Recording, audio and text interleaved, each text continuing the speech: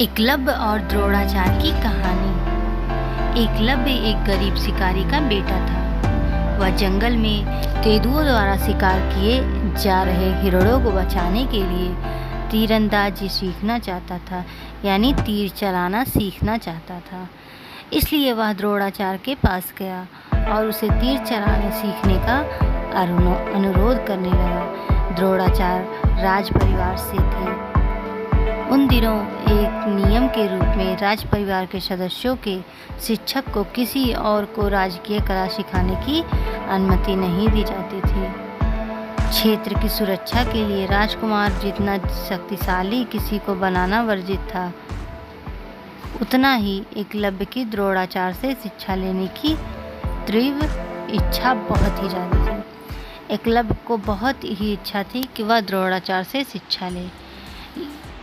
राज्य के नियम से बंधे द्रोणाचार्य उसे अपना शिष्य नहीं बना सकते थे। एकलव्य ने अपने मन में द्रोणाचार्य को अपना गुरु मान लिया था। वह घर पर गया और उसने गुरु की एक मूर्ति बनाई। अगले कुछ सालों में ईमानदारी और अभ्यास के साथ उसने धनुर्विद्या सीख ली और इसी कला में राज्य के राजकुमारों से भी बेहतर बन गया।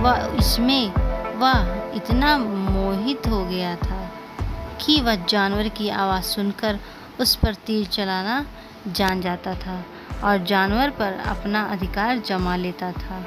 एक दिन राजकुमार अर्जुन को इस प्रतिभाशाली धनुर्धर के बारे में पता चला, तो उसने देखा कि एकलव्य उससे कहीं बेहतर है, तो स्थिति खराब हो गई और वह एकलव्य के पास गया और उससे पूछा, तुम्हें धनुर्विद्या किसने सिखाई? एकलव्य ने कहा, द्रोणाचार्य। यह सुनकर अर्जुन क्रोधित हो गया, यानी गुस्सा हो गया। द्रोणाचार्य यह सुनकर अर्जुन क्रोधित हो गया और द्रोणाचार्य के पास गया और क्रोधित होकर बोला, यह क्या है? आपने हमें धोखा दिया है। आपने जो किया है वह एक अपराध है।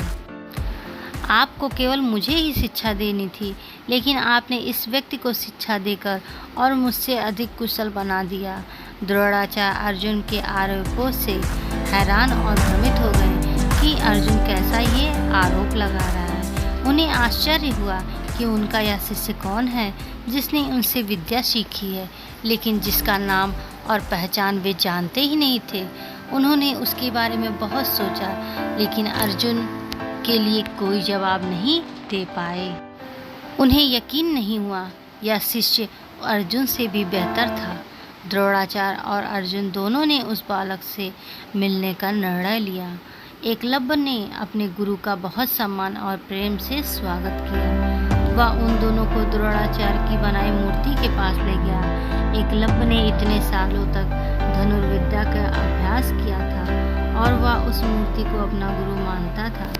प्राचीन काल में शिक्षा के क्षेत्र में एक सामान्य प्रथा थी कि गुरु दक्षिणा, जिसमें विद्यार्थी अपने द्वारा अर्जित ज्ञान के बदले उपहार या शुल्क के रूप में कुछ देता था। द्रोणाचार्य ने कहा, एकलव्य, तुम्हें मुझे कुछ गुरु दक्षिणा देनी होगी। तुम्हें मुझे अपने दाहिने हाथ का अंगूठा देना होगा। एकलव्य जानता था कि बिना कुछ सोचे अपने दाहिने हाथ का अंगूठा अपने गुरु को दे दिया। इस कहानी में द्रोणाचार्य का आमतौर पर क्रूर और स्वार्थी के रूप में देखा गया है। माना जाता है कि यह लड़का जिसने खुद से यह हुनर सीखा था और इसमें माहिर था, उसे द्रोणाचार्य के निहित स्वार्थ के लिए इसे छोड़ना पड़ता है। लेकिन जब कोई इस बुद्धिमान व दृष्टिकोण से देखता है तो पता चलता है कि यद्यपि बाहर रूप से ऐसा प्रतीत होता है कि द्रोणाचार्य ने एकलव्य के साथ अन्याय किया था, किंतु वास्तव में द्रोणाचार्य ने एकलव्य को मात्र एक विद्यार्थी से उठकर शिक्षार्थ की प्रतिमूर्ति बना दिया था। द्रोणाचार्य ने एकलव्य से उसका अंगूठा मांगकर उसे अमरता का वरदान दिया था। इसलिए जब लोग भक्ति के बारे में सोचते हैं, न कि अर्जुन के बारे में, द्रोणाचार्य की महानता देखिए। उन्होंने अपने ऊपर लगे दोष को अपने ऊपर ले लिया और अपने शिष्य का उत्थान किया। इसलिए भले ही गुरु गलत हो, अगर आपकी भक्ति है तो आप कभी गलत नहीं हो सकते। लेकिन गुरु गलत नहीं है। ऐसा लगता है कि वह पक्षपाती था, लेकिन उसने आप एकलव्य का उत्थान किया था। हमारी वीडियो अच्छी लगी हो तो लाइक सब्सक्राइब ज़रूर करिए। Thank you.